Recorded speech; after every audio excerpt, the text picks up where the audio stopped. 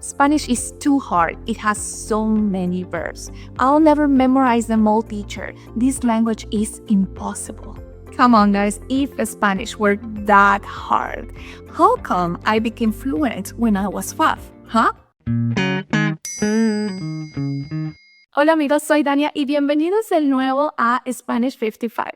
Today, I'm going to give you 6 tips to hate Spanish verbs a little bit less. But wait, I'm not going to give you a magic answer on how to master them all in 30 days.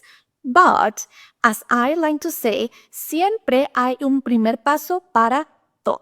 There is always a first step to everything. And that's exactly what we're going to do today.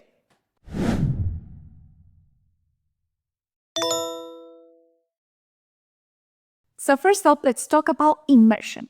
Immersing yourself in Spanish content is like giving your brain a full Spanish workout. Surround yourself with movies, music, podcasts, and Spanish conversations in Spanish. Dive into these resources and actively engage with the language. Try repeating phrases, mimicking intonation, and even chatting with native speakers. So the more you immerse yourself, the more natural Spanish verbs will come to you. And soon enough, you will find yourself conjugating them all in the correct way. Next, let's focus on practice. We all know that practice makes perfect. How many times have I told you that before? A lot. And it's especially true when it comes to mastering Spanish verbs. Dedicate regular time to practicing verb conjugations. Use tools like flashcards, quizzes, or interactive apps to help you practice sessions dynamic and engaging. Consistency is key, so try to practice a little every day, whether it's 5 minutes or 15 minutes. Every bit of practice brings you one step closer to verb mastery. Now, let's talk about prioritizing the most used verbs. These verbs are the MVPs of the Spanish language, appearing in countless conversations and texts. By mastering that first, you're laying a solid foundation for your language skills. So here is a list of the top 10 most used Spanish verbs and their translations. Let's go. Ser, estar,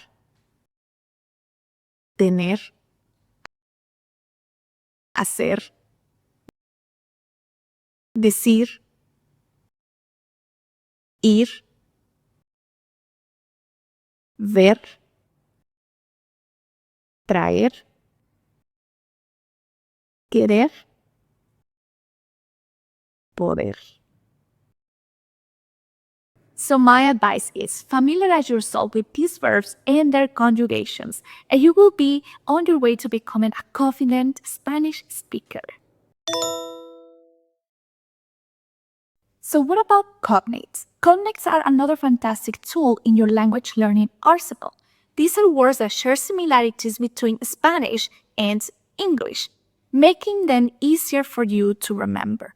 For example, la palabra farmacia sounds very similar to pharmacy, so the meaning is very similar and it is the same.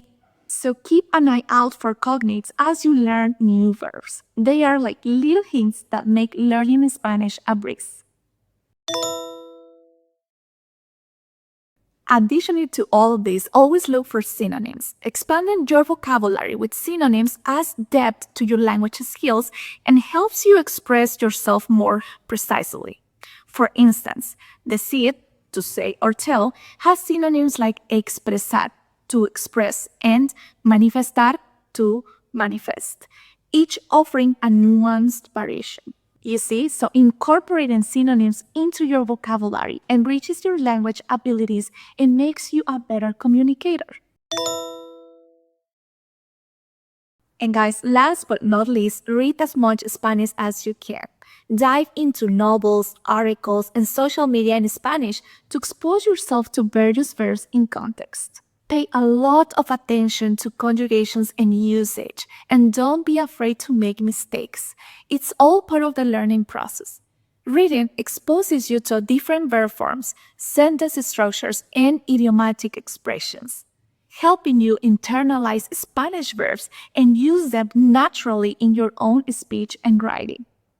So guys, with these 6 tips, immersion, practice, prioritizing common verbs, cognates, synonyms, and reading, you will conquer Spanish verbs in no time. Buena suerte! And don't forget to hit follow and subscribe for more language learning tips.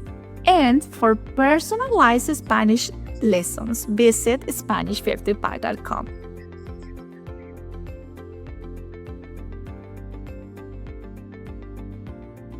See you in the next video, amigos. Hasta la próxima. Nos vemos. Chao, chao.